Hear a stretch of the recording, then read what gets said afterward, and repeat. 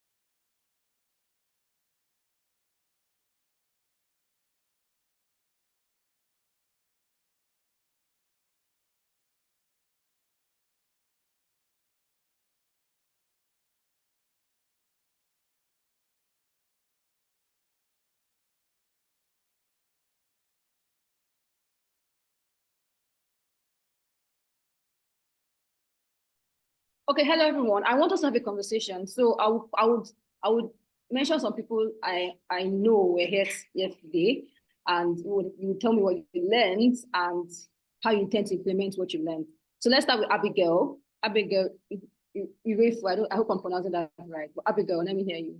So what did you learn from yesterday's session, and how do you intend to implement what you learned?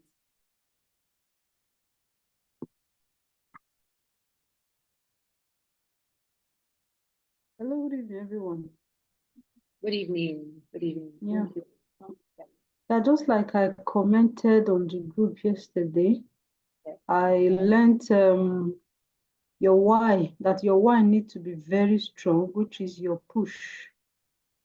And the procedure to learn the tools as stated out, that you have to start from the basis so that when you advance, the understanding will be sequential. And above all, having the correct information in order to know the niche you want to delve into. Thank you. Thank you very much. Kolawole Samuel, I'd like you to go next.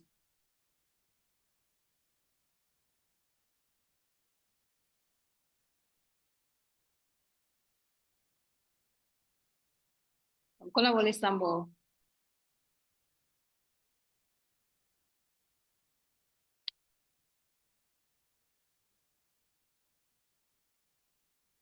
Samuel, can you hear me? Yes, ma'am. Okay. Yes, yesterday I learned the basic types of data, qualitative, quantitative. Now,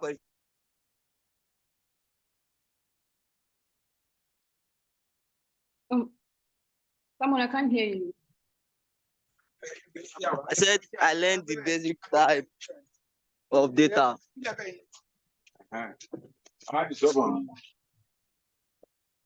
Ma, can you hear me? I can hear you. I can hear you. Yeah. I said I learned the basic type of data, which is the quantitative and qualitative.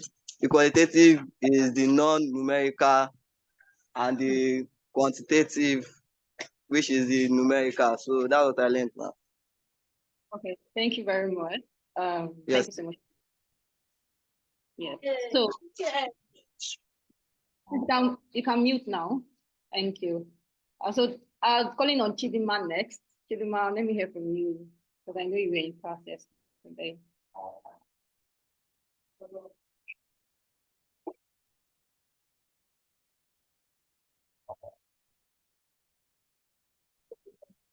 Good evening, everyone.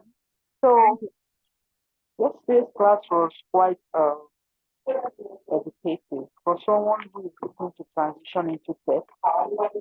So, You clearly. Sorry, can you? Can I you- don't know. can What you is hear a bit? can you hear me now? No. Okay. Can I speak now? Okay. So, like I was saying, the facilitator yesterday really broke down the different aspects of uh, data for someone who is looking to go into tech. She really broke it down. Data analysts, data scientists, the data engineers, and so on and so forth. And I learned the different things you must put into consideration if you want to go into tech. And um, I also learned that to go into tech, it requires certain skills, and there is no need skipping the processes. And a lot more that I can't even say here. It was quite educational, the class yesterday, and I hope to learn more today. Thank you very much. Thank you very much for that. Thank you so much. Thank you. So Ozeizwa, I would like you to go next.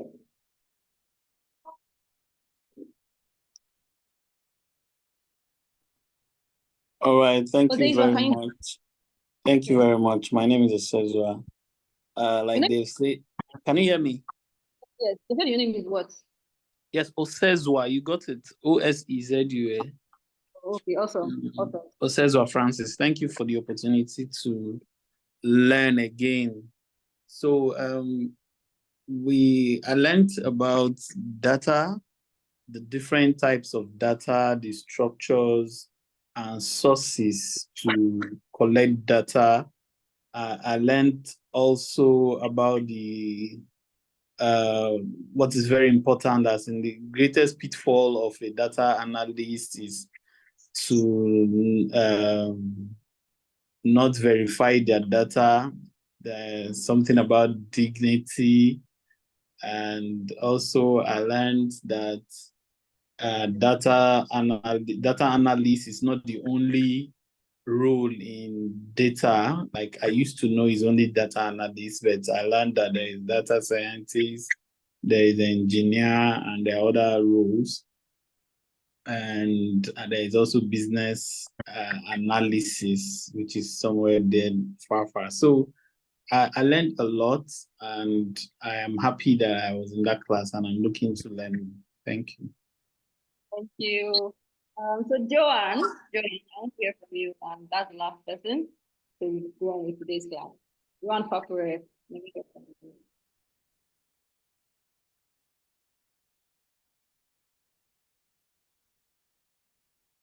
Hi, Joanne. Hi, good evening. All right. How's your day? Are you guys hearing me? Yes, I can hear you. I can hear you clearly. Okay, so I learned about the data analytics, and I learned about the tools we are using for data analysis. I also learned rules about the data ecosystem, which are data analytics, data science, data engineers, business, intelligent analysts also. Okay. So Awesome. I also learned about data visualization, that dashboard you told us about, and I learned that data visualization tells us compelling stories about data. Awesome. I also learned about data sources, Okay. and I learned that data is divided into two, which is qualitative and quantitative data. And I learned about the importance of data also. Oh, that was awesome. Interesting. Yeah. So thank everyone for. I'm happy that we all got something out of that class. And when the facilitator, the moderator of this program, this program reached out to me to moderate this, I was actually excited because I remember when I started out. I don't know if some people remember when I shared my story of how I was trying out different things before I finally found data. So I remember telling him that if I had something like this, I probably would have not spent time I spent in researching other things. I would have not gone straight into data. So yes, I'm happy for everyone here. I'm happy for this kind of program, and I hope and pray that after this, we all like go into learning more about it, not just the fundamentals, starting working with tools. And I also share resources that you can actually use to start. There are a lot of there are a lot of videos on YouTube with very good instructors that will teach you from beginner, they'll take you from beginner to maybe intermediate, right? Then from there, you can now start working on projects, and if you see opportunities to learn, like there are a lot of free opportunities, mostly for women, right? For women, there are a lot of resources to learn data. Also for men, right? Of course, both genders. So you will see a lot of resources to learn data for free. Data analytics, at least apart from data analytics, is like the foundation. So you see a lot of free opportunities to learn data. And if you are really serious, you will put in the work. You should be able to learn data and analysis in max. In fact, if you want to extend it 6 months, but if you are really serious, you'll be done in 3 months. And then from there, start looking out for internship roles, entry-level roles, with your project, of course, and your portfolio. Then look out for entry-level roles, internship roles that you will most likely get to know your stuff, right? You know your onion. And from there, you move in your career. So I really do hope that I get good news from everyone that is in this particular cohort. And I pray that we all come out on top, right? We all become good big data analysts in the future. So let's go into what we have for today.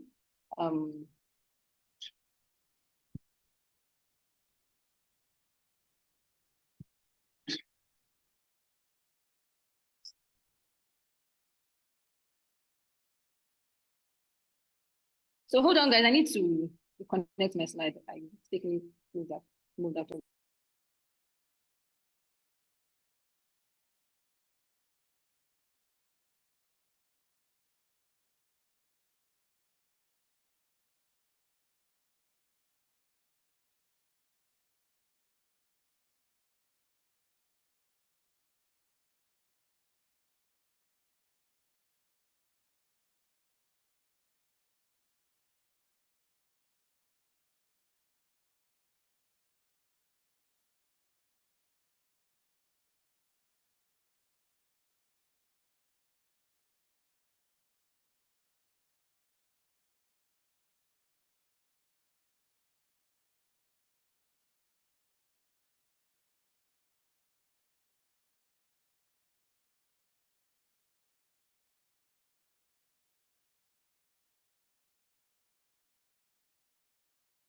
Okay, guys, I'm back.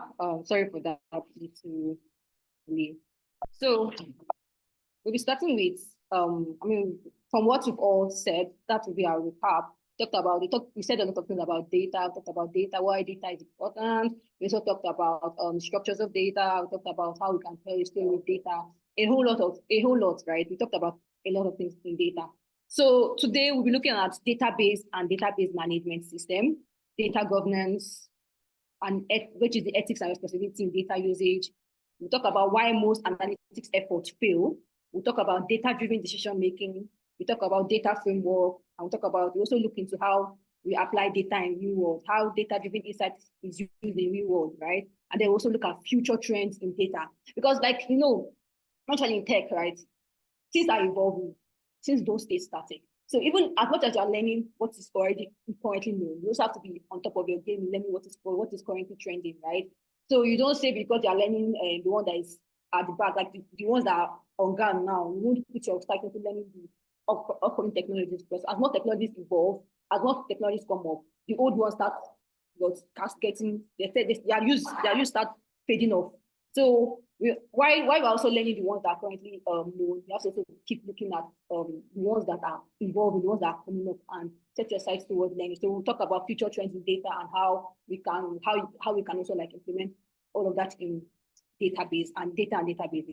So what exactly is database? Now, yesterday we talked a lot about data. And we also talked about data storage. We talked about data, but we didn't really talk about how or where we keep data, right?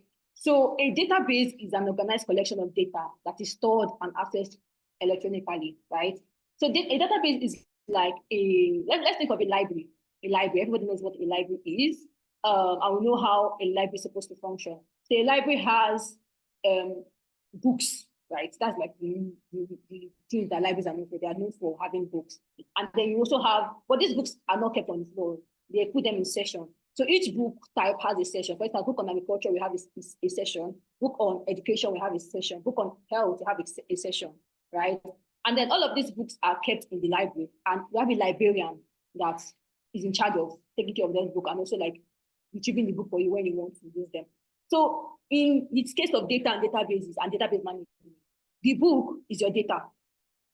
Those shelves, those sections that house these books, we have section for agriculture, section for health, section for maybe say education, section for finance. Those sections are the database. Why the library and the librarian that manages those books and the sections are the database management system. So using that analogy, what is database? Database is an organized collection of data that is stored and accessed electronically. Organized collection, you collect your data and organize it in a systematic way. So it is designed to manage large amount of data by storing, retrieving, or updating it efficiently. So the idea of a database is that you want to be able to store your data together in a collective, like large amount of data in a collective way, so that it's easy for you to pick, retrieve, restore, anything you want to do with your data is very, very easy. So database helps you store data. That is just the short form of it. So a database helps you to store your data, right? And data in a database is usually structured in a way that makes it easily accessible. This often involves organizing data into tables, rows, and columns. So databases help your data to be structured, right? It prevents your data from being scattered, from being all over the place. It implements structure. It allows structure to like flow into whatever it is that's been. And you know, when you're dealing with data, you have to be organized, right? You can't do things anyhow. Once you start dealing with data that is not organized, it gives you a lot of headache. So the database helps you to organize your data. In the sense that in a real workplace, for instance, if you're in a sales department, in the sales department, there are different types of data that they would work with. They would work with maybe marketing data. They want to use their marketing data to know how marketing affects sales. So you have marketing data, you have, they want to know also the revenue, how like, revenue is like affecting their sales. So all of this data under sales will be, all those data will be recorded in a sales database. Same thing with customer data too.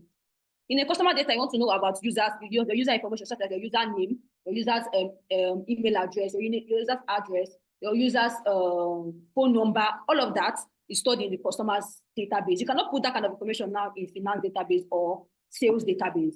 So that kind of information, you store it in a customer database, right? And inside that, apart from just that particular kind of data, you can also have, for customers, you can also have a data that talks about their preference, right? For instance, if you go to Jumia and you log in, you register on their app. That information goes to their customer database. Then when you want to make a purchase, right? You make a purchase, you say, oh, you want to buy a shoe and a bag today. That information goes to that information actually sometimes goes to two data. One, customer data, and two, sales data, right? It goes to two databases. So customers data, why would it be customer data? Because the customer success they want to use to know preference. Okay, what exactly does this particular user like buying? Does this person like buying shoes at the end of every month, so that they will know how to create content for that particular user? In terms of sales, they want to know how the kind of products that their customers are buying off, so that they will know how they can drag content or drag advertisements. So if customers buy more of clothing than shoes or than any other thing, you will see more content or more advertisements on clothing. And if you're a customer that prefers buying shoes every time on Jumia, you will see that Jumia will start sending you emails that relate to the latest shoes that is on sale or the latest product that you often buy that's on sale. So those are how the section data. Customer will have their own, the customer team will have their own data, sales team will have their own data, finance team will have their own data, operations team will have their own data, logistics team will have their own data. Now all of this data, each of those teams are stored, each of those data are stored in what we call a database. So the customer team will have their own database that houses all their data. Finance team will have their own database that houses all their data. Same with sales and other departments in the company, right? But now, it's a company. all of this data, all of these databases that are scattered all around, they have to be managed by somebody. And it is the database management system that manages all of that data access, right? So what is the database management system? It is a software that interacts with the user, the application, and the database itself to capture and analyze data. Just like I was explaining with the analogy, right? With the librarian and the librarian. Like I said, the database is likened to the sections of a book, the sections that categorizes a particular nature of book, say a book on health or book on maybe pregnancy, book on finance, book on education. So those are databases. The library itself and the librarian is the database management system. So they are a software, there's a software, database management system, we call it DBMS. That is the lingo in data world, DBMS. So the database management system is a software that helps you to manage your databases, because imagine you having customer database, sales, logistics, and all of them are scattered all around. You cannot track everything in one place. It will be a lot of work for the person that's analyzing, right? Because customers, and it's one of the reasons why database even makes it easier, because why it keeps it keeps all the data together in one place. It also allows these departments to access their data without stress. So imagine that a company doesn't use the database, and the customer team will have their own data where they are. Sales will have their data where it is, and finance will have their data where it is. You as the data analyst, how would you work? It means that you have to first organize sales and customer team collects data, right? Go to finance, collect data, go to this one, collect data, or ask them to push data to you. You'll be waiting for them when all of this can be done on one platform. Everybody can put their data on one platform and you can access it easily on one platform. You don't have to go anywhere or start messaging people, emailing them. I've not seen your data for today. I've not seen your this for today. When everything can be done on one platform. So database management system obviously helps us to like manage our data and also makes it easy for analysis. So the DBMS provides an interface for users and applications to interact with the database, ensuring that data is consistently organized and remains easily accessible. So it handles tasks like data definition. Now, what is data definition? This thing is one thing that when you start learning intricacies of data and data analytics, you will find that it is not, it is very, very, very important. So data definition basically means how you create, modify, update, retrieve, and even delete data information, right? Or even like it might not even have to do with the data itself, but like how you structure your data. For instance, you want to collect customer information, and then you want to collect customer's name. If you tell the person to put his name, he will put his full name, his first name, and his last name, which is not bad.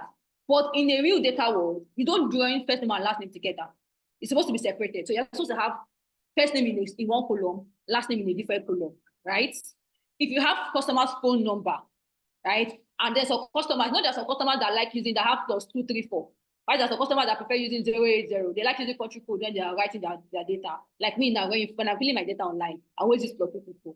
Right? There's some that will use 090, their normal number. So if you want to collect phone number and there's no structure on your database on how that number or on how that data will be collected, there will be a lot of clash, because you're collecting phone number and there's a plus. If you're collecting +234, let it be general. If you're collecting 080, let it be general, right? So you structure your database in such a way that when data like that come in, it flags error, so that you're able to like go and either arrange the data to fit the method you've given it, or you delete that data, or you tell the person that sent the data to resend it again in the format that it's supposed to be sent. So the idea is for database management is that it helps you with data definition. Like unlike the traditional database, where imagine that you're filling a form. If I tell you to write first name and last name, if I tell you to write first name, I'm talking about the physical form now, like they bring a paper for you and they fill this form. If there's a space for first name and last name, right? And the person decides to write first name and last name in the same space, I cannot flog him. I cannot beat him. Is now the work is now going to be on me to go and separate it outside of that. But on the database, the user will not have any choice but to fill it the way it's supposed to be filled. Do you understand? So that's what data definition does. Then we also have data updating, data retrieval, control access permission. Now, what does this? No, of course, data updating means updating your data. For instance, if the user puts in a name and the person wants to change that name later on, it changes. Of course, the user will to change the name, just like when you have forget passwords. So people will have their password, they're forgetting that password, but they're able to update their password to change it. That is data updating. So data retrieval is when you want to retrieve your data information. For instance, for those of us that had issues with BVN that year, where we registered our BVN in one bank and then wanted to open another bank account, and they asked us to go and collect our BVN. So imagine there's no system for data retrieval, and you go to that bank and they're telling you that they cannot find your BVN, right? It's going to be a problem. So because you had that system is there for data retrieval, whatever bank you open that BVN at, it will be easy for them to retrieve that BVN for you and give it to you. So that's what data retrieval does. It helps you to retrieve data that's been stored already in your database. Then control access permission, right? So this one is very important for data security and data integrity, and for data security and data management. You have to be able to control access to your data. Database management helps you do that. It helps you control who can access your data. Now, imagine that you're in a company and you're a financial analyst. You're dealing with money, company's money. You're the financial analyst for that, and or even the CFO, right? So it means that if 5 naira is missing, it's you that they will reach out, they will call, they will not talk to anybody. And then you now open maybe transactions that are very, very large. Say, for instance, you have a company that you are transacting with and they're paying people large money. Right? You now give that transaction to your junior, you now give access of that transaction to your junior, to somebody on your team that is a junior that maybe probably doesn't really have like the knowledge or the skill to handle that kind of accounts. And then something happens and there's maybe payment of money missing.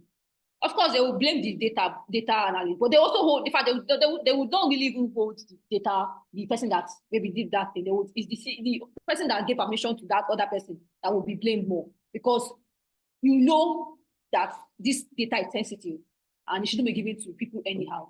So when it comes to data, control access permission is very, very, very, very key, very, very vital. So you can't just allow people to have access to data anyhow. So with databases, you're able to section where people can access and where people cannot access. Anyone that people cannot access, you can lock it up and nobody will be able to see what's inside that data, right? They won't be able to retrieve it, they won't be able to touch it. Only the person that has access to it that can go there and do whatever I want to do with it, right? So that's what database helps us. It helps us to control access permission. And it also ensures data security and maintains data integrity. So of course, ensuring data security means ensuring that your data is secure, doesn't prevent it from people hacking your data or hacking your database. So it prevents all of that. Then maintaining data integrity. We'll talk about this, maintaining data integrity later in subsequent slides. So these are the uses of data and database management. Data is not just stored in air, or you don't just gather data to put it in shelves. Data are usually stored in database management system in the database format. So database management system, like I said, helps you to what? It's a software that helps you to manage your database. It's a software that just helps you manage your database, right? It just helps you manage your database. That's the easiest definition. Why a database is a collection of data that is stored and accessed electronically, right? So just like the way you have your book, this librarian thing that I just explained. Librarian, this is a typical example of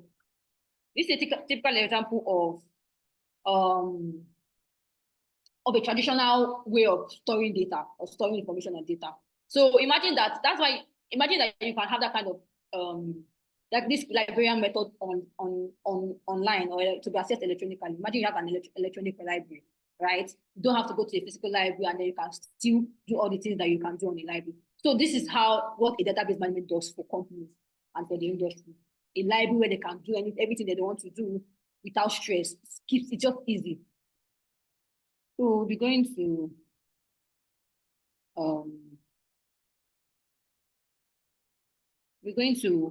types of database. We have two major types. We have five. We actually have 5 database types, but there are 2 major types we use in the industry today. The first one is relational database.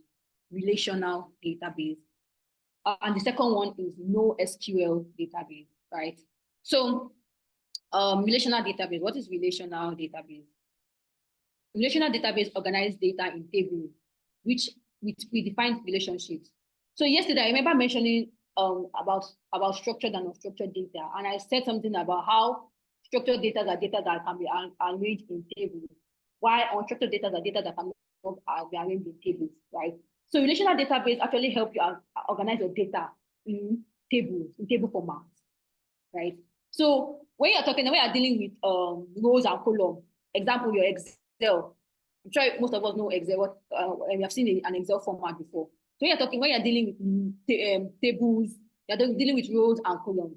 That is a table. Rows and columns is a perfect table. So relational database helps you organize that kind of data in rows and columns, as in tables.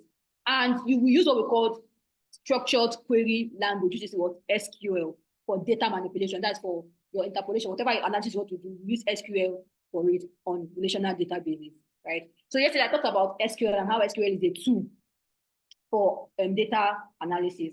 Yes, that is because you use SQL to work on your databases. Databases don't understand anything apart from structured query language. This is the coding language you can use to interact with your database. Right. So that's why most of the time it's usually always analysts that have access to this, because not everybody knows this language. So if you know this language, it's a big plus for you, but it's usually always analysts that knows, they have to learn it, of course. So there's only analysts that usually know this language, or people that have just decided that they want to learn it and they go learn it. But as an analyst, you must know SQL. In fact, there's no way you go to the room that you use SQL. Even now in Excel, I'm telling you, this is like not even a joke. In Excel and in Google Sheets, you can write SQL queries to automate projects on Excel to show you how important and big SQL is. So as much as you like, that's why I gave you a format. You learn Excel first. Excel is always like a landing. It's like a pillow where you just land, you just start. It's not as stressful, so it's easy for you to pick up. Then you now go to SQL. That one is just when you get into SQL, you just know that you're still writing code or queries. We call it queries, not code, right? So for analysts, we call it queries. Start writing queries, but it's like the way programmers write code. That's what we do with Excel. But unlike programming, that most of the time the codes are usually not explicit enough. You might not understand what is being written. With queries, it's very easy. They use normal English, select, where, from, how, all those normal English, what, why, like it's just how you just put all those English together to do what you want to do, right? So of course, when you start learning that, you know more about it. So relational databases work with SQL. Why no SQL? What do? They handle unstructured data. So those data that I explained, that unstructured data, we said videos, images, MMS, any multimedia message, all these videos, images, whatever, right? They're all handled, they can be handled by NoSQL. And also NoSQL is used to handle what we call big data. So big data, like the word means, is just big data. Like it's big, the data is big. It means that data is very large and complex. So for instance, now, if a country, Nigeria, decides to do census, right? For the whole country of about over 200 million people, they cannot store over 200 million people's data in relational database, because relational database does not have the capacity to store that kind of data. But they can store it with what? NoSQL database. Because that NoSQL database has the ability to store that kind of data, and which is called big data. That's what big data means. When you have a data that is very large, that's maybe over 100,000 persons. So companies like Facebook, companies like Netflix, companies like Amazon, right? They all use big data because they have users from all over the world, and their data is usually very large. So they can't store it on relational database. But most companies will always start with relational database. It's when they now get to the point where their data can no longer contain the relational database, they move to NoSQL. So that's why it's always good to know structured query language, because as a beginner, you most likely work in a company that is still using relational database. So yes, so as you grow in your skill, you now find time and get more NoSQL. But what you need to really know right now is relational database and how to write SQL, structured query language. So others will include object-oriented databases, hierarchical databases, and network databases. These ones are not as important. They are not. You just need to know them, but they are not important. This is not. You will not relate to this one in the new world.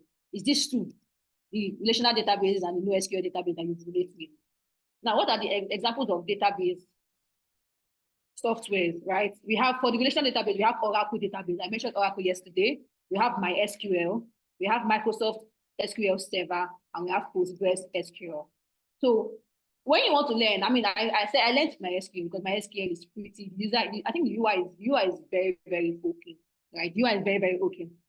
So, and it's easy for people to use. The queries are the same. It's SQL. If you want to learn SQL, even if you learn SQL, you know it. If you go to Oracle, it's the same query you use. If you go to Microsoft, it's the same query you use. If you go to Postgres, it's the same query you use. The only difference is just that because the different companies that build it, so the way they will structure their platform is different. You just need to understand, okay, how does this particular company, how did they structure their data arrangement or their databases in the database management system?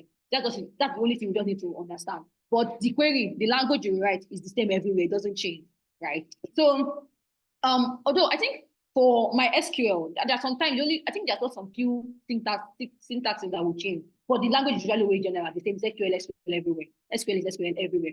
So for no SQL database management system, we have what we call MongoDB, we have Cassandra, and we have Redis.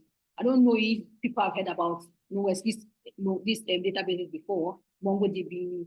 Even if you don't know what it is, you've already heard of MongoDB because most apps, most companies these days, they use MongoDB to store their data, right? And because it's NoSQL, most companies just prefer integrating. Most time these days, most companies prefer integrating big data just because they know that their plan is to scale. They want to grow to that number, so they'll just integrate from the beginning. While some will first start with maybe MySQL or Postgres, depending on the company's capacity, money, because of course this is not cheap. Right? You have to have money to hold your data. So depending on the company's funding and capacity, they can use any of these two. So yes, now we'll talk about data governance. Before we move on to data governance, I would like to know, please, I want you to, if you have any questions regarding what I've not even questions, more like I want people to like tell me what they've understood what I just said. Like, what do you understand? Just put it in the comments in the chat section. What have you understood from what I've said? Or do you want me to explain anything over again? I'd like to know before we move on. So I don't start overloading you with a lot of information that you're not following. So I would like to get that feedback. Please drop your feedback in the chat. Read.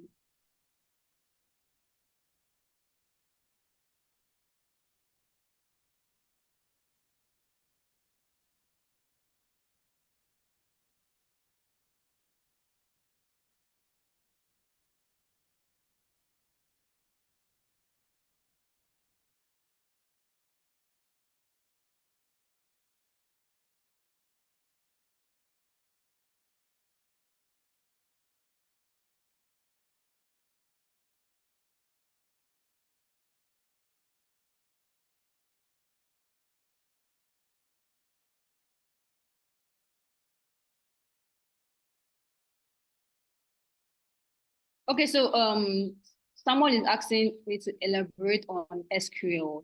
So like I said, SQL is a language, right? It's what we call it structured query language. It's like the code for data analysis. So you know how programmers, software developers, they write code for those that are aware or they are aware of what's going on. You hear things like, oh, they're writing JavaScript or they're writing Python or Java, right?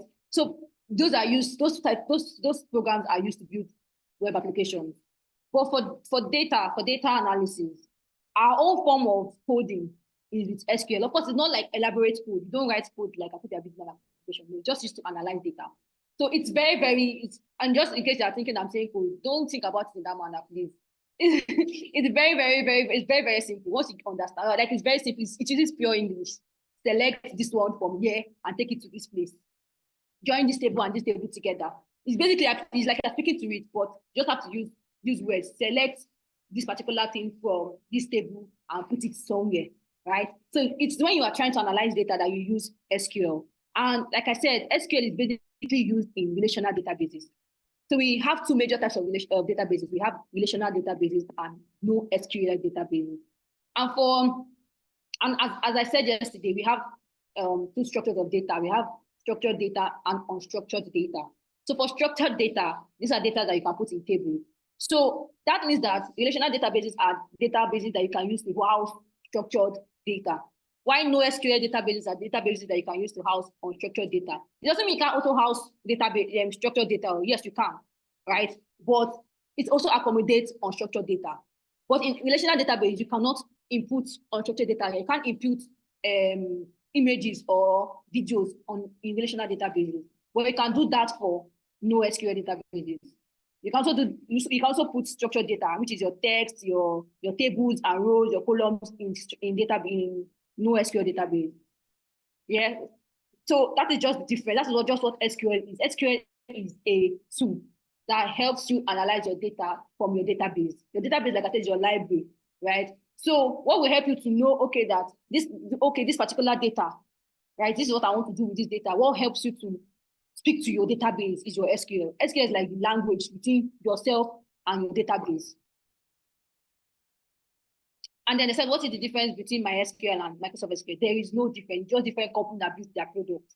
There is no difference. Oracle is built by IBM. MySQL is built, I can't remember the company that built MySQL, but Microsoft SQL is built by Microsoft. Postgres SQL is also built by another company. Different companies have their own, even Google have their own. For those of us that are usually on YouTube, you hear Google BigQuery, blah, blah, blah. Google's always having this ad that they're running. They'll say BigQuery, companies of all sizes use BigQuery to analyze their data. That is Google's own database. So every company that basically work with data, that data always have their database. There's no difference between anyone. They're just whatever you feel like using. Right? The only difference will just be maybe payment plan, because different companies have their different payment plan. So you might want to go for the cheaper one. Right? And MySQL is usually really cheaper for people. So most people just like using MySQL because it's cheaper. So but apart from that, there's no other difference. There's no difference at all. It's just the types that you can use. Just like when you have Google Sheet and Excel. There's no difference between the two. Well, it's just the one that you prefer using, or you prefer learning it. So that's the way it is. Okay, so I'll be moving on. So now we're talking about data governance. I remember yesterday somebody asked me a question about, I can't remember how that question was framed, but it was in relation to how you can know if how you can know if a data has, I've forgotten how that question was, but I know it had to do with, it was around data integrity. So that's why I decided to like talk on data governance, and this covers that person's question, right? Data governance basically deals with the ethics and responsibility in data usage. Like I mentioned yesterday, data has its rules and guidelines. Nobody can just fix people's data and use it without a rule. There's always a rule for everything. I mean, this is our world. We live in a world that has rules. So data also has rules, which guides the usage and collection of data. So what is data governance? It refers to the comprehensive management of data availability, usability, integrity, and security within an organization, right? So it basically refers to how the data that is available, how it is being used, the integrity of those data, and how secure that data is within an organization. Imagine now for people that use, say, what can I say? Imagine you go to a hospital, right? Or let's even say somebody goes to a hospital and say, for instance, the person has a particular chronic disease that he really wants people to know about. And then tomorrow he finds out that his information is on the internet and people can easily go and check it out. The person will feel insecure, because the reason why the person was going to the hospital was because he trusts the hospital to keep the record confidential. And then for some reason, maybe their database was not secured enough because they didn't follow the data governance guidelines. They were hacked by people and the data were released. The person will definitely feel insecure. So this data governance guides how organizations manage data, secure data, and how they use the data in the company or in the organization. So it involves establishing policies, processes, standards to ensure that data is managed responsibly and used ethically. That's what data governance is all about. Ensuring that policies of data are carried out, processes involved in data utilization is followed, the standard, everything that must be up to par with the data governance rules, right? So what are the ethics in data governance? Now, the ethics in data usage deals with the moral responsibility, that's the moral principle that guides how organizations collect, manage, share, and analyze data. Now, what does this really mean? What do we even know about? What do we understand by ethics? Ethics means moral, or something that is moral, ethical, moral. So ethics in data usage is a moral principle that guides how organization will collect your data, manage your data, share your data, and even analyze your data. That's why sometimes when you see there's some forms you fill online, or there's some application you go to that they will tell you that this your particular data, they're not going to use it for so and so thing, that this data is going to be confidential, that nobody's going to see it. But that's what we call data privacy. Much as they're asking sensitive questions, they will tell you these things. It's like saying that, just like the way in America, if they want to arrest you, they will state your rights to you. That you don't have any, you have a right to remain silent, blah, blah, blah. It's the same way. If a police officer arrests a person and doesn't state his right, the person can use that to get away from that, from the police station, because his right was not stated to him. That's the same way data governance is in in organizations. So if that is not given, it's not being said to you, right? That particular information is for you to know that your data is secured with them. So if they now go against that, you can now sue them and you win the case, hands down, right? So ethical data governance ensures that data is used in a way that respects the rights and privacy of individuals, avoids harm, and contributes to the overall well-being of the society. Now, key principles involved in data governance. Number one, we have transparency. So organizations must be clear about what data they collect, why they collect it, and how they use it. So these are the principles involved in data governance. These are the principles that guide how organizations collect data and use data. Because you can't just wake up and say, I want to start collecting people's information on the streets, right? Of course, this is Nigeria, it happens almost every day. But you can't do that in a developed world like the US. You can't just go out in the US and tell people to drop information on something. No, you can't. It's not even in fact. Nobody will answer you. Say nobody will answer you. It has to be. You have to write a lot. They have to sign a lot of document of non-disclosure and blah blah blah. In fact, so you'll be able to get their data or their information. So these are actually the principles that guide the data world, right? Number one, transparency. The organization must be clear. They must state what they want to use that data for.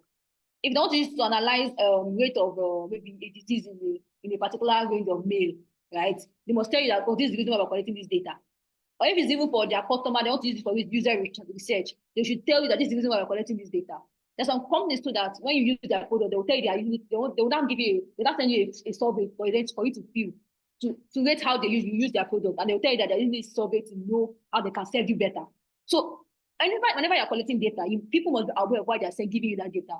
So that it's just transparency everywhere, right? There's transparency everywhere. So now informed consent. Individuals should be aware and give permission for how their data will be collected and used.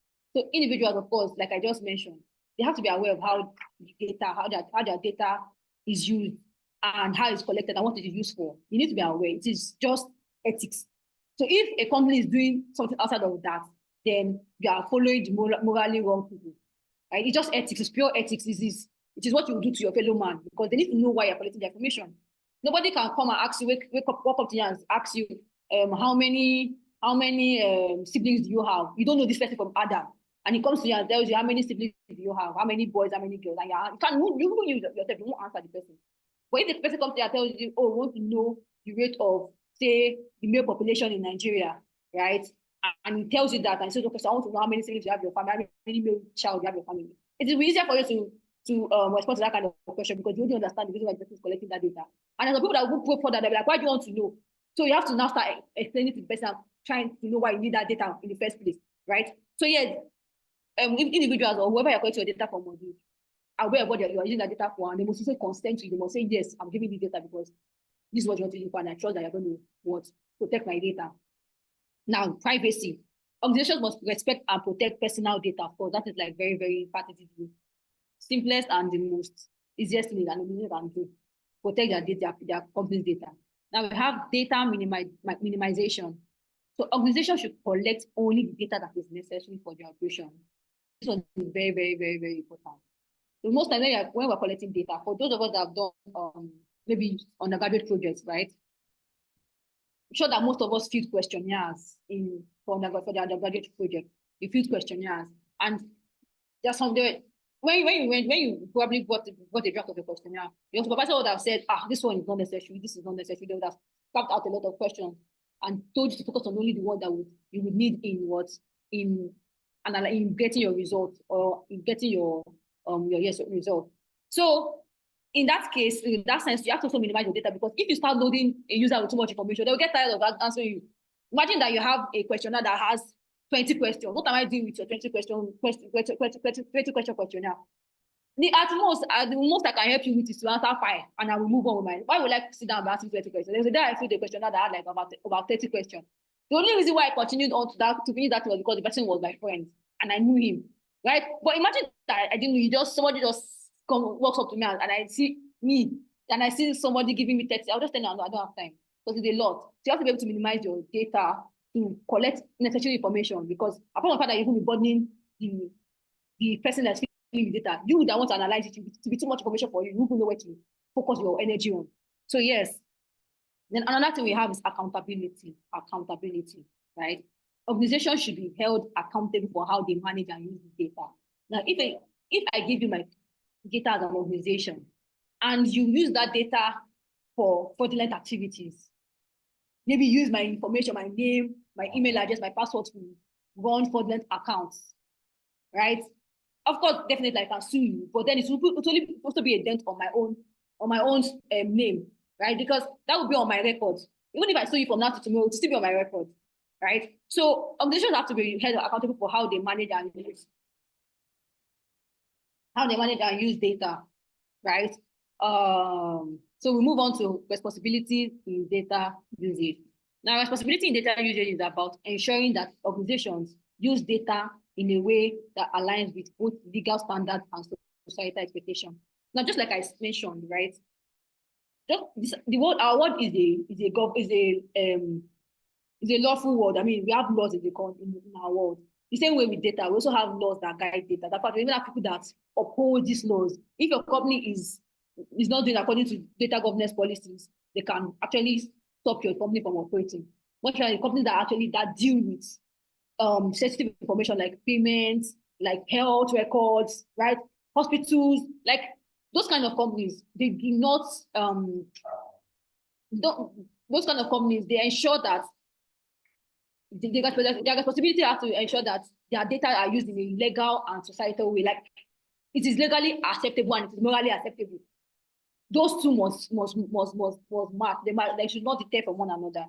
So it also encompasses how data is processed, shared, protected, and in fact, how you manage the data in a company based on the legal standard and the societal standard. It shows data responsibility. That is the easiest thing.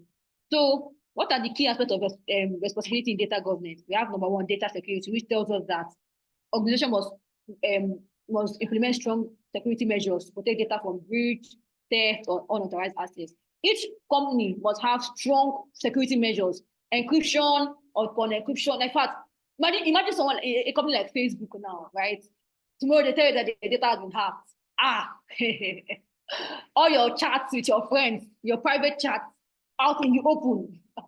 The ones that the one that just between you and person, or let's even use WhatsApp, a popular messaging platform.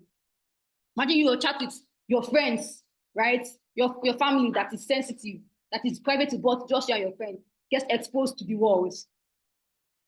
Where will you even start from?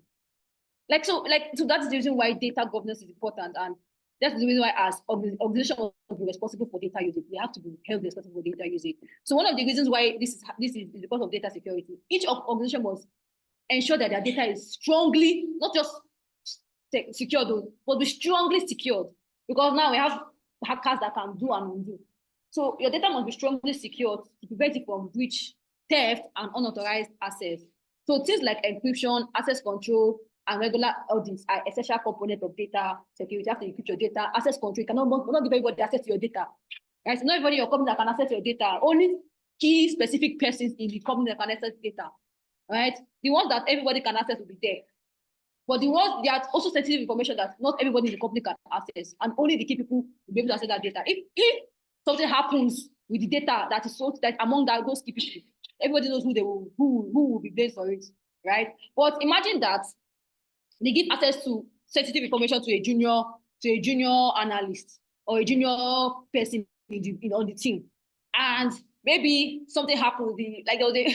So let us know something happens in the company. The senior colleague says something bad or say something wicked to the junior colleague, and the junior person is like, "Oh, okay, you are me. I will show you shaggy." Carries that information and meets people outside to connect with them to steal maybe money or anything, steal data, steal information from the company. Of course, the company will be held responsible for that, not the person that did it. But they might not even be able to trace who did it. So you have to be able to control access to different data in your company, and also do regular audits, always checking to ensure that your data is secure. You always check your data. You're just like saying you come to your house and you lock your door. Before you sleep again, you still gonna check whether that door is locked to be sure, so that you don't hear stories that taught in the night, right? So that's what the regular audit does. You always check your data, even though you know you have encrypted it. You don't just say because I've encrypted it, you leave it there. Because like I said, as time goes on, new technologies are emerging that would crack the one that you have. So if you don't if you don't check to see how your data can be breached or penetrated, or you don't even improve what you have, because as new technologies are improving, the system that you're using currently will also need improvement. So you have to also check regularly to improve your security system to prevent it from hack from outside, right? So that's all about data security. We also have compliance with law and regulation. Like I mentioned, we have laws that guide our data. It's called the General Data Protection Regulation. They are like our police for data compliance. So organizations must adhere to data protection laws, such as the General Data Protection Regulation and other regional or industry-specific regulations. So all organizations must comply to this law, right? Their policies, their data policies, you must comply to that data policy in terms of collecting data, analyzing data, storing data. Must comply with those policies, right? So non-compliance can lead to significant legal or financial penalties. They will not have data quality and integrity, right? So ensuring that data is accurate, consistent, and up to date is a key responsibility. So it's one thing for you to have data. It's another thing for you to have accurate data. It's another thing for you to have up to date data that is up to date. And what do I mean by that? So let's assume that you have a data on say how do I explain this? Let's assume you have a data on customer information now. Let's say even customers mood or something, right? And the customer inputs first name. The customer supposed to input first name, last name, email address, phone number, and maybe the customer's sex or something. And then the customer inputs name, email address, phone number, but doesn't input so the customer inputs first name, last name, email address, but does not input phone number, right? If that particular data sends to the database, it means that data is inaccurate because the format that guides your data collection is that you have to input your name, your first name, your last name, your phone number, and your email address. So ensuring that, but so yeah, now how do you not ensure that this data is accurately filled the way you want it to fill? I'm sure that most of us have all filled Google Forms, like filled information on Google Sheets or Google Form, right? The way you see those asterisks that says you must fill a data composition, if not, you're not able to submit a form. Those are ways you can ensure that your data is accurate and has integrity. For information that you know that you need, that you cannot not have in your database, you ensure that they are required so that a user cannot submit that form without filling in that data. Do you understand? So that's the way you can ensure that your data is up to date, right? So poor data quality can lead to flawed decision making. That is when your data is not consistent, when it's not accurate. It can lead to flawed data. It can lead to flawed decision making, and it can diminish the trust in the data. So your data has to be accurate for whatever information that you would need. It has to be accurate. So you have to ensure that your users or your consumers are filling in the right data, and you can only enforce it in these ways by ensuring that whatever field you want them to fill, it is compulsory, like it is required. So they can't fill a form without those necessary fields that you need, right, in your database.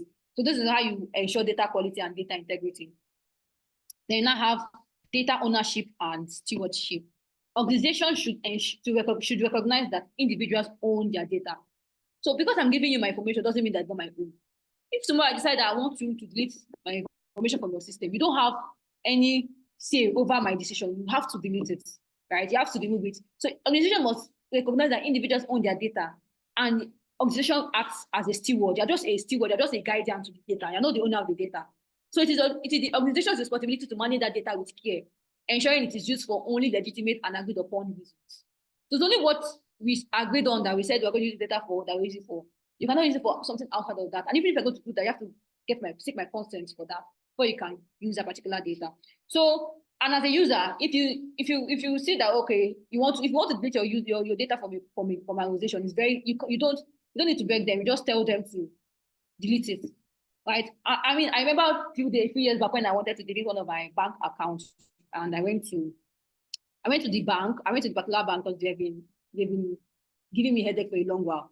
So I went and I told them I wanted them to delete my account, delete everything about me from there.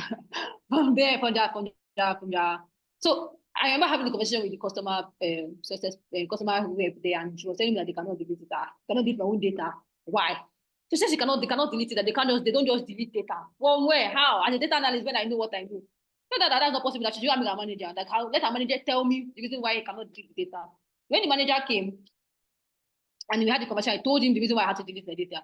Manager had to, of course, he agreed to the fact that yes, I can delete my data because it's my own. I don't want to use the account again, right? I can delete it. If you not normally, I've left it dormant, but I wanted it to go. I wanted my every trace of myself. I don't want to be receiving their mail, anything. So I could delete the account, right? But he had to like beg me. He just explained the reason behind why my data could not be deleted. Not because I can't delete it, but because it would be like a blow to them, like. The company will ask questions as to why this particular customer wanted to delete. It's not for a customer for an account to remain dormant. It's not for you to want to delete your information. So there will be questions that need to be asked, and he had to actually beg that I shouldn't do that. So I just left the account like that. But as a user, you have every right to delete your data from whatever platform you give your data to. You can tell them to delete your data and they will, but they're not the owner of your data. So before we move on, I want to be sure that we all caught everything that has to do with data governance, ethics, and responsibility. So if you have questions, please put them in the chat. We have a whole lot to cover today. So I want to be sure that I can catch each question and cross all on, and also we also have a general question and answer session too. So yes.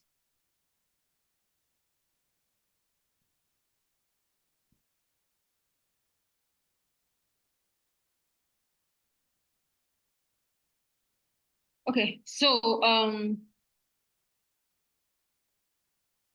okay, so you know what? Let's just put your questions on the Slido. I did see the Slido earlier. So put your questions on the Slido, and I'll take questions after this after the lecture.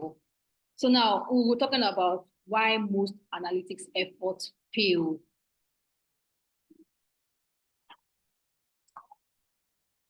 Why most analytics efforts fail?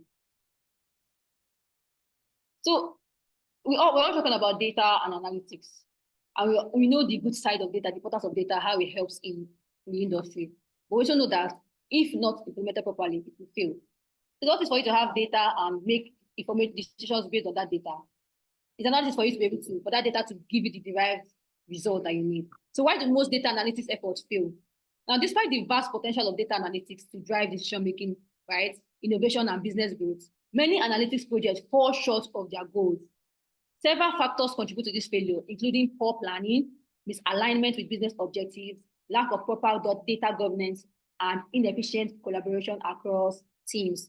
So these are the reasons why these are most of the reasons why the factors that contribute to failure.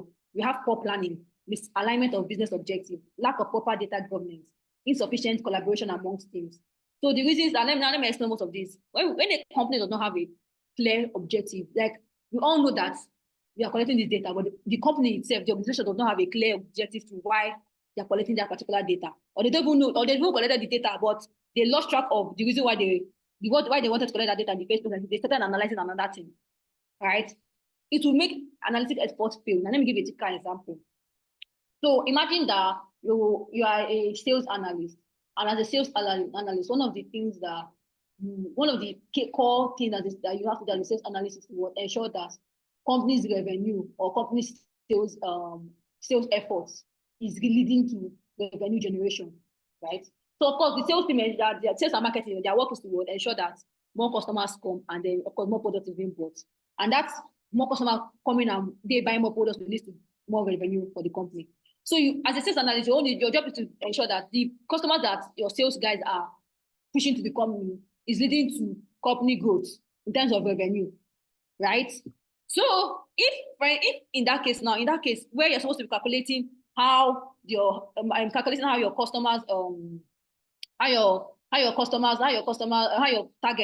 target is getting revenue, you left it and instead calculating how Facebook is, how your ads are doing on Facebook.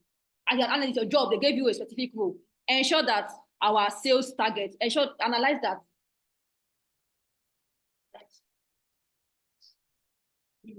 Analyze analyze sales, your sales target, ensuring that it aligns with our revenue target for the company, right? You have a clear goal. You need to ensure that your marketing campaign or your sales campaign is leading to revenue generation. But instead of you doing that as a sales analyst, you're analyzing how your Facebook ad is running, or how YouTube, how many customers are being generated from Facebook, or how many customers came from Facebook, or how many customers bought your product. That is not your work. That is not what they asked you to do. So imagine that you're supposed to track how your customers are converting to revenue. You are not tracking another thing as a sales analyst. You have lost the objective of your role. So and losing the objective would definitely mean that your analysis effort will fail, because there's a reason why your company will tell you to track that, so that they can know how they can push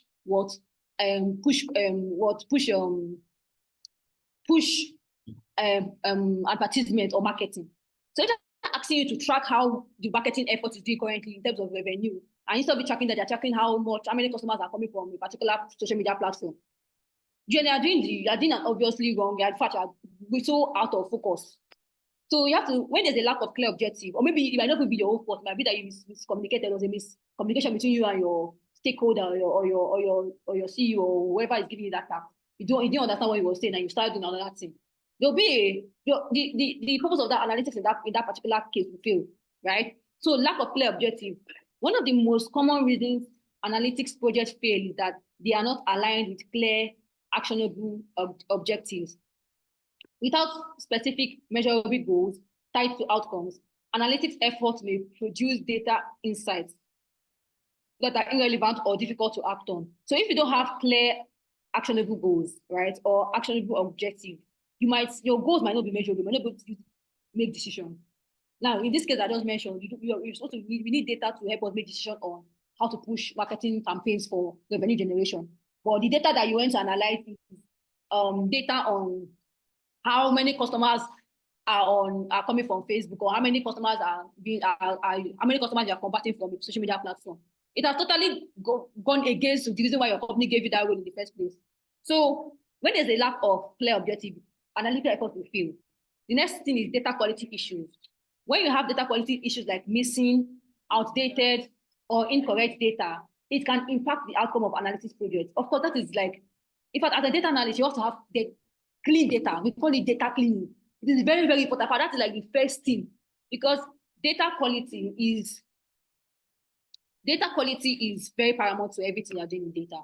So your data must be very clean. If you have missing data, you have outdated data. Maybe you're supposed to analyze something that happened last month, but the data you're using is one that happened last year. Of course, it's outdated. What happened last year? What's happening this year is not the same thing. If I thought that happened yesterday and what happened today, they're not the same thing. The price of petrol yesterday and the price of petrol today is not the same. Right? Things are increasing every day. So you cannot analyze data based on, maybe you are trying to get people's purchasing power and you're using last year's data. Last year, of course, things were difficult, but now it's even way worse than it was last year. So you can't use last year's information. So when you're using outdated data, you're using missing data or incorrect data, it can flaw your analytics projects. Another thing, like I said, misalignment between analytics team and shareholders. I've explained that when there's a disconnect between the team and the shareholder, maybe there's no understanding, right? Your shareholder asks you to do A and you are doing Z. It will lead to marketing. It will lead to marketing efforts failing, right? Another thing we also have is operational challenges. So analytics projects often fail because organizations do not invest adequately in the right tools, infrastructure, or talent. Now, this is a very big problem in Nigeria, Nigeria data system, right? Most companies, they don't really understand. In fact, they don't really care about the importance of data in Nigeria, most especially, right? They don't care about the importance of data. So they put the minimum efforts into data. They believe that if they hire one person from somewhere, person will be able to perform magic on their data, because when they don't have infrastructure. Imagine that you go to a company and they tell you to analyze data, but they don't have a database where they're storing their data. They don't even have their data is even on Excel, scattered everywhere, not properly arranged, scattered, right? They don't have a database system, right? They don't have a structure for their data. Everything is just scattered. In fact, I don't think any anybody that likes to say work in that kind of company, but it's very what is paramount in Nigeria startups today, Nigerian companies today, right? Most of companies that don't have structure. You go to your company and you see things. But of course, as someone that's willing to grow and learn, your own duty in that kind of place is to just do the best you can, right? Try to do the best you can, clean up the data as much as you can, employ some data policies as the data analyst that you are, employ data governance to whatever it is you're doing, and just do the best you can. The more you grow, the more you do, the more you grow. So that when you go to structured companies, it's more easier. Because you've been through you've been through that. I say when you go through debt, it's easy for you to work smooth because you've been through the workload, right? Something like that. So, but all of this will actually impede or prevent analytic efforts from going forward because the company data is scattered. They don't have the right infrastructures. They don't have people to even manage their data. Everyone, maybe they're even the first data analyst they've hired in their life, in their history as a company.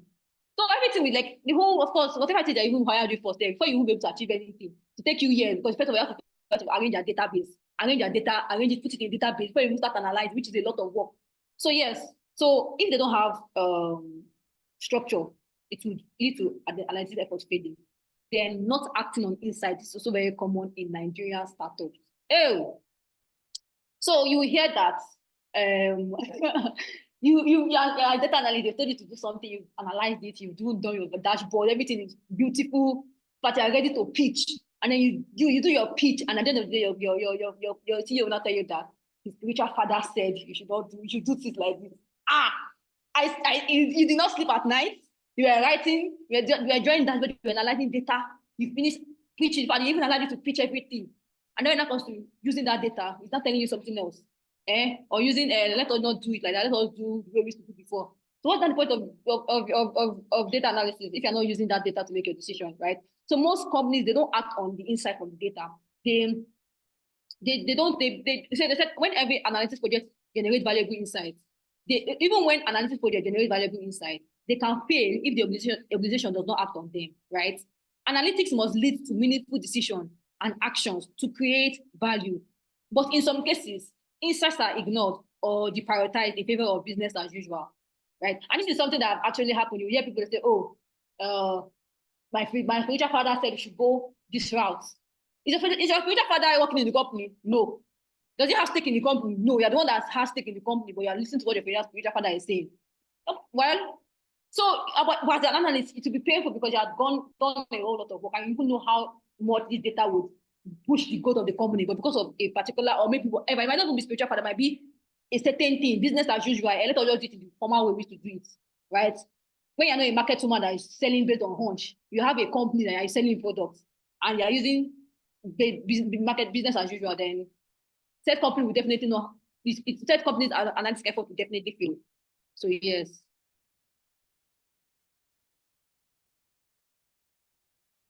So now we're talking about data-driven decision-making. We call it DDDM, data-driven decision-making. I'm sure a lot of people know about this, data-driven decision-making, data-driven decision-making. What is this data-driven decision-making? It's defined as using facts or metrics, that is, of course, information, the insight you've gotten from your data, to guide your strategic business decision that aligns with your goals, strategies, and initiatives. So data-driven decision-making involves using the information you've gotten, the insights you've gotten from your data to guide your business decision. That is what it means. Data-driven, you're making decisions based on data. You're not listening to what people are saying outside or what is going on in the market or what is even going on in your competition, what your competitors are doing. You are doing this based on what your data is saying, not what outside what is saying, right? So that's what data-driven decision-making is. That even as humans, even without being analyzed, even as humans, we should always make decisions based on data. We shouldn't make decisions based on assumptions, right?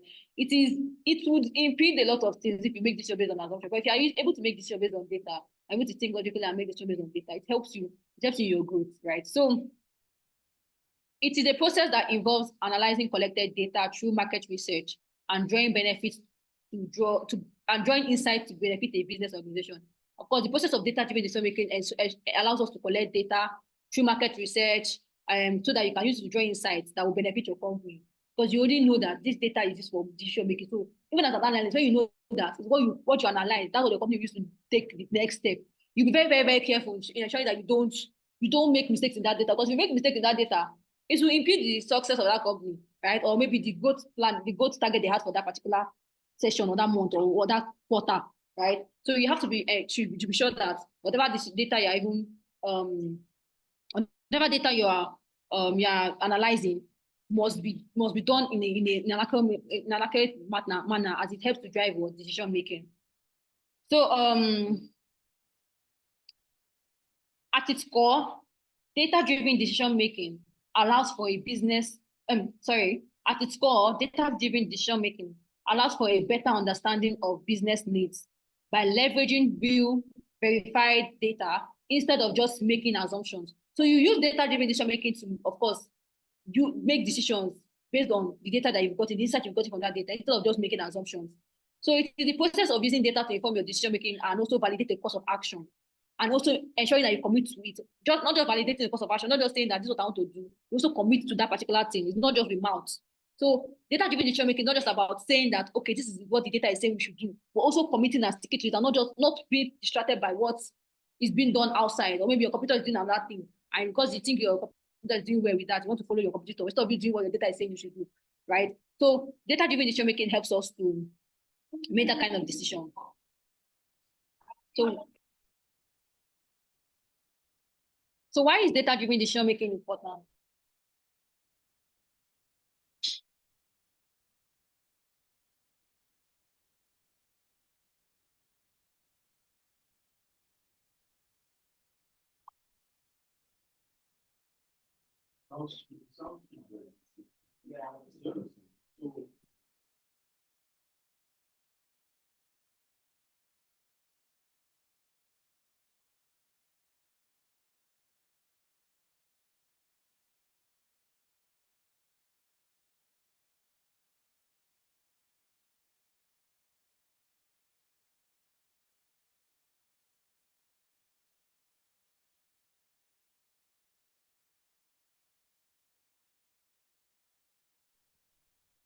So guys, sorry about that. So why is data-driven decision making important? It is important for a whole lot of reasons. Making decisions in business allows you to it prevents harm to your company. It prevents harm to your company. For instance, if you use DDDM strategies, it allows you to maybe you use DDDM strategies in marketing analysis now. It allows you to gain customers insight that can help you drive advertisement, like I've mentioned before.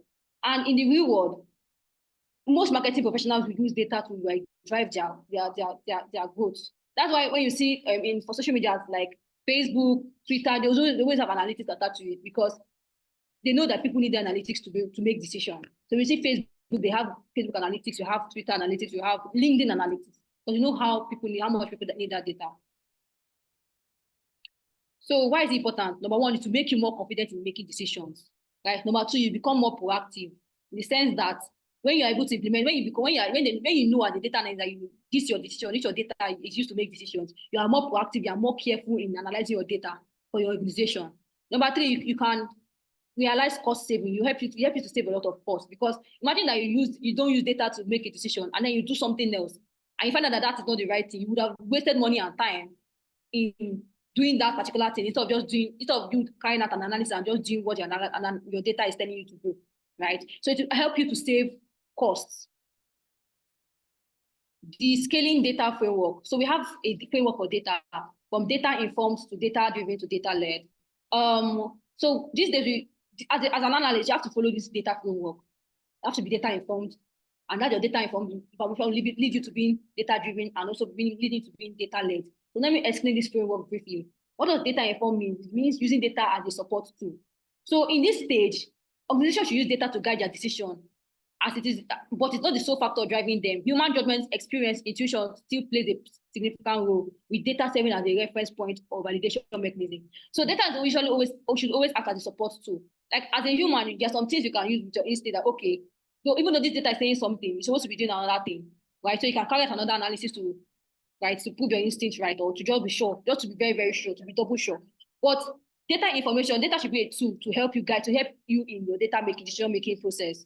Then the next one is data-driven. So data should be a key driver of decisions. Like when you come to some particular niche or particular aspect of your organization, say for instance in finance, right? Data should be a key driver. When it comes to finance, you shouldn't play with finance. So when you're dealing with finance or money or sales or moving or increasing revenue, data should be a key driver in that kind of decision, in that kind of decision-making process. Then another thing is now data-led, meaning data as the foundation of strategy. So as the data-led, at this stage, data is more than just a tool for decision-making. It becomes the foundation of the entire business strategy. Every aspect of the organization is infused with data-driven insights, and the company long-term vision is shaped by its ability to leverage data effectively. So what does it mean to be data-led? It means that now you have graduated. Before, you used to be data informed. As a data analyst, you would use data as a tool, right? But you still use your instinct. Then you now go from being data informed to data driven, because you know how important data has been. You've used it in the past, and you know how much information that's given to you. So it becomes a key driver for your decisions. When you're not data led, it means that before you even take a step, you've used data to back up whatever it is you're doing. So data driven is okay. As a data-driven person, you use data in your organization to play critical roles in decision-making. But when you're data-led, even if you want to buy bio in your company, data must tell you why you need to buy that bio. That's what it means to be data-led. And for every little step you make in your company, data will help you in making that particular step. So real world application of data.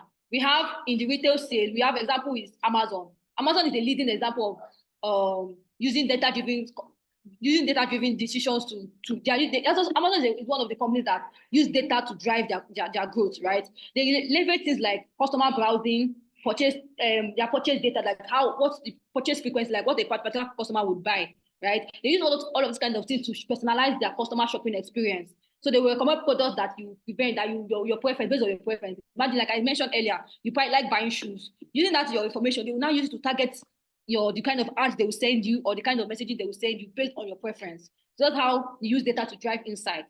Another thing you use the data for is in the healthcare sector for predictive diagnosis and treatment. So you use data-driven insights to predict diagnosis, right? To run clinical tests and all the work, so that help the doctors make more faster and accurate diagnosis. So when you're able to do use data to do predictive diagnosis, it actually helps the health world.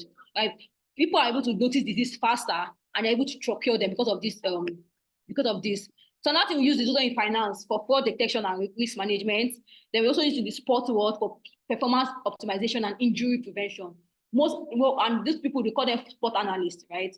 So for sport analysts, they use data to optimize their athlete performance and reduce the risk of injury. So it is used by players in football club, basketball club, all sport players should always have a sport analyst on their team. They also have for marketing. We already know how that will work. Marketing an example is Netflix. Netflix, for those that have used Netflix before, right? They use it to target the kind of ads or campaign that they will send to you, right? They also use it to like show you the kind of movies, give you movie preference based on the kind of movies that you watch. So those are the ways that we use data-driven decisions to make decisions in the real world. Now, so we're now coming to the final one, which is future trends in data. So like I said, data is evolving and we cannot always stay in one place.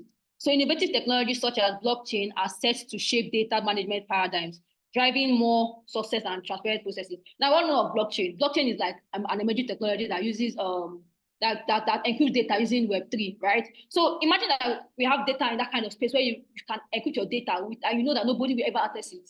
That is the world where data is going to now. Using a blockchain in data. So that is one future trend that we need to look out for, right? Another one is cloud native data structures. Like I mentioned, we have among our relational databases like MySQL, NoSQL, MySQL, Oracle, and the likes. But these days, all of our data is going to the cloud. In fact, we have things like Google Drive, we have Apple Cloud, Apple Cloud, iCloud, sorry, that's iCloud. So all information is now being stored in the cloud. So it means that data these days is also going to the cloud, right? And that's what, like I explained yesterday, that's what data engineers do. Data engineers also help in pushing data to cloud infrastructures. So as a data person, to get to a point where they won't be using all this relational database and no SQL database again, all data will push directly to the cloud. So you have to also follow the trend, right? Because if you don't follow the trend, you'll be left behind. Then another trend in this is AI and machine learning. So we all know how AI and machine learning is now it is now in the world of data with the advent of ChatGPT and the likes, right? So this is also a new paradigm in the world of data. And the last one is AI-driven data security. These days, AI is used to drive security in the world. We can use AI to even secure our data, to secure data. So yes, that is the end of our session for today. That is the end of our session for the day. So if you have questions, please drop them on the slide though. I'm waiting for your questions.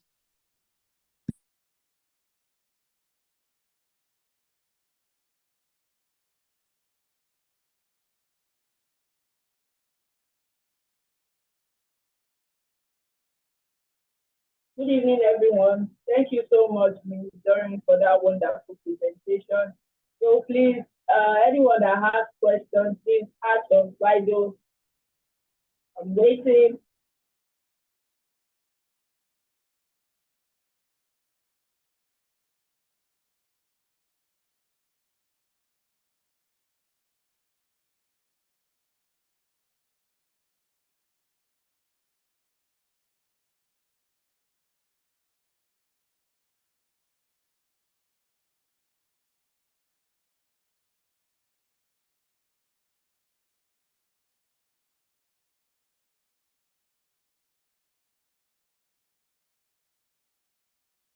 Hello, can we hear me? Please send your questions or send it in.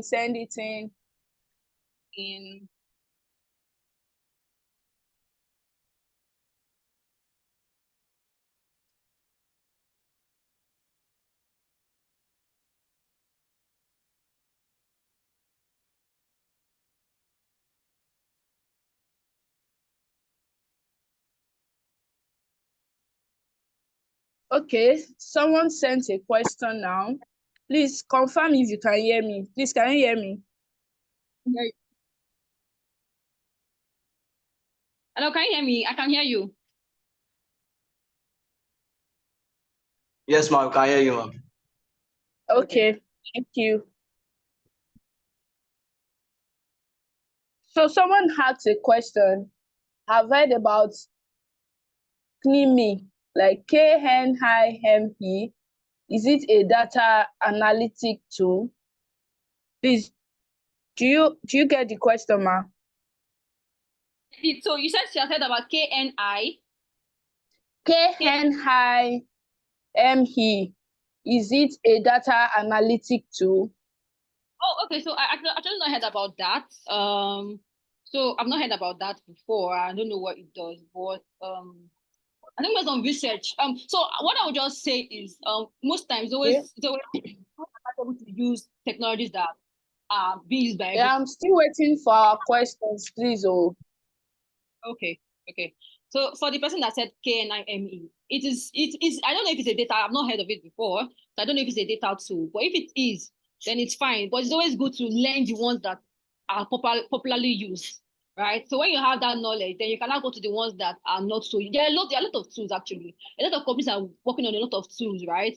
But there's also some that are much more prominent than the others. So depending on the company you go to, you might have to learn some tools. Well, you'll never be far from what you currently know. Can you hear me? yes, ma'am. Yes, we can hear you. Okay. So Yeah, I can hear you, ma'am. Yeah. Okay. Thank you very much for that.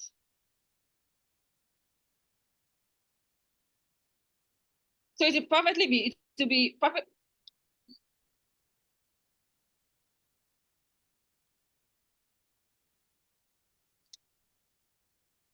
Okay. So if you have more questions, put it in the slide though. I will try to respond as much as possible. We need to go now. That's why I've been rushing things. Sorry about that. Okay, so the meeting will be ending now. Thank you very much, guys, for coming. Also we don't have enough time today. Thank you so much. Bye. Thank you very much, ma'am. All right, enjoy your weekend. See you tomorrow. Thank you, everyone, for joining. So if you have a question, drop it on the WhatsApp.